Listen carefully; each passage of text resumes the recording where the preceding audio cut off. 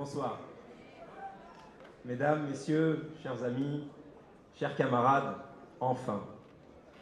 Enfin, nous sommes réunis dans la maison commune, la maison des citoyens de Montreuil. Et cela fait plaisir. Du baume au cœur, des visages souriants, conquérants, déterminés, pour ensemble mobiliser les Montreuilloises et les Montreuillois à se rendre massivement le 23 et le 30 mars pour mettre dans l'urne le vote « Ma ville j'y crois », le vote qui compte pour vous, pour notre ville, Montreuil. Lors de cette campagne, un sujet qui nous tient à cœur a été oublié par les autres candidatures, la jeunesse. Ma ville j'y crois, c'est une ambition collective au service de l'intérêt général, au service de la population montreuilloise, au service de Montreuil, et aussi et surtout pour la jeunesse. Dans notre pays, les jeunes d'aujourd'hui vivent dans des conditions que les générations précédentes n'ont pas connues. Ils sont de plus en plus précaires, subissent de plein fouet la crise du chômage. L'emploi des jeunes, c'est la concrétisation de leur insertion sociale. À Montreuil, certains quartiers sont délaissés. Le Bel Air, les Grands Péchés, l'Anou, les Ruffins, le Morillon, la Cité de l'Espoir, Jean Moulin, Paul Signac, Mosinor, la Boissière, mais aussi dans le Bas-Montreuil. Comme l'a dit Cher, nous proposons de réorganiser les permanences dans nos hôtels de quartier, en direction des jeunes, pour correspondre aux horaires des publics. Ainsi, l'amplitude d'ouverture sera revue en fonction des horaires des collégiens, des lycéens, des étudiants, des jeunes qui sont sortis du système scolaire, mais aussi ceux à la recherche d'un emploi.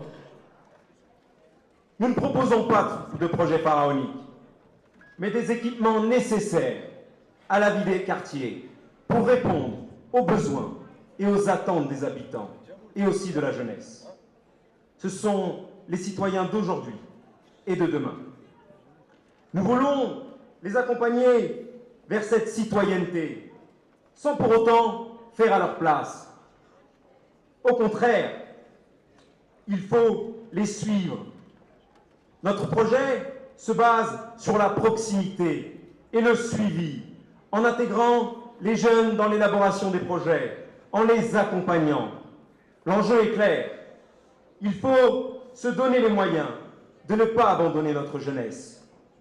Dans ces temps difficiles, où certains peuvent prendre des chemins tortueux. L'accompagnement, la proximité, la prévention, l'ouverture à la nouveauté seront nos objectifs pour répondre aux attentes de la jeunesse. Ces attentes, ce sont aussi celles des parents, des éducateurs, des associations, des mouvements de jeunesse, qui sont tous animés de l'immense désir d'aider les jeunes.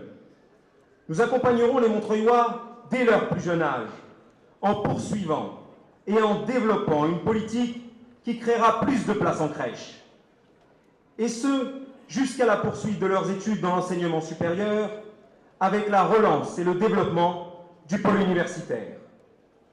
Oui, ma ville j'y crois aime la jeunesse, celle qui se lève et qui défend le principe d'une société humaniste, fraternelle et solidaire, celle qui fait reculer les idées d'extrême droite, qui fait reculer la droite sur la réforme des retraites, sur le CPE, contre la privatisation des universités, celle qui se mobilise contre les politiques d'austérité du gouvernement PS Europe Écologie Les Verts, celle qui combat la réforme des rythmes scolaires.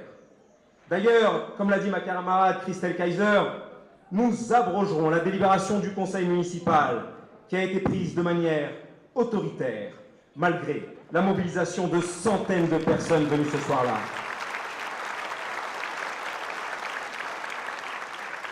Oui, Nous aimons la jeunesse à fleur de peau, qui se dresse contre toutes les discriminations, celle qui se sent citoyenne du monde, et pas moins française pour autant, celle que toutes les inégalités révoltent. Les grands combats de la jeunesse, en France et à Montreuil, ont toujours produit les plus belles avancées. Nous souhaitons que Montreuil soit une ville qui reconnaisse comme des enfants légitimes tous ceux dont les familles sont venues d'ailleurs et qui sont aujourd'hui des Français à part entière.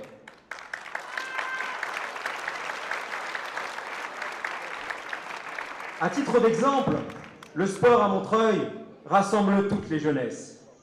Mais encore faut-il leur donner les moyens de le pratiquer. La politique sportive de la ville de Montreuil pour ces prochaines années s'inscrira dans une nouvelle démarche ambitieuse, en tenant compte des attentes des acteurs du sport local que nous avons rencontrés, tout en impulsant une nouvelle dynamique. Nous avons des propositions concrètes. Établir un plan d'action pour la réhabilitation des équipements déjà existants. Nous travaillerons sur l'accessibilité des équipements sportifs envers les personnes à mobilité réduite. La mise en place d'une surface synthétique sur 3 terrains de la ville, au Grand Péché, au Stade des Guilans et au Stade Romain-Rolland. La réalisation d'une maison des arts martiaux à la Boissière pour fédérer les clubs des arts martiaux. La construction d'une surface en salle indoor pour les athlètes à proximité des Grands Péchés. Mais aussi l'abandon du parc aquatique dans le Haut-Montreuil, remplacé par 2 bassins de 25 mètres, un à la Boissière et un au Ruffin.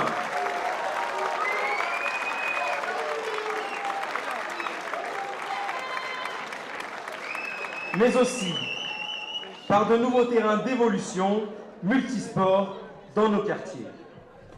Vous savez, mes chers concitoyens, nous avons une vision cohérente de la politique municipale. Dans chaque domaine, nous avons des propositions. Elles ont un coût, mais nous savons comment les financer. Cela passe nécessairement par le développement économique qui amènera de la richesse à la ville.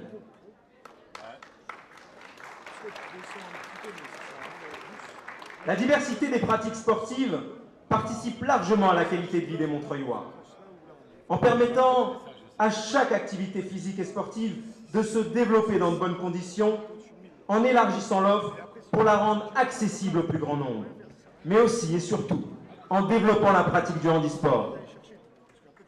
Le 23 et 30 mars, mes chers concitoyens, le vote Ma Ville J'y Crois, avec Jean-Pierre Bras et toute son équipe, c'est votre projet, notre mandat, avec vous et pour vous, pour votre ville, Montreuil, Ma Ville J'y Crois. Vive la France et vive Montreuil, merci. Bravo.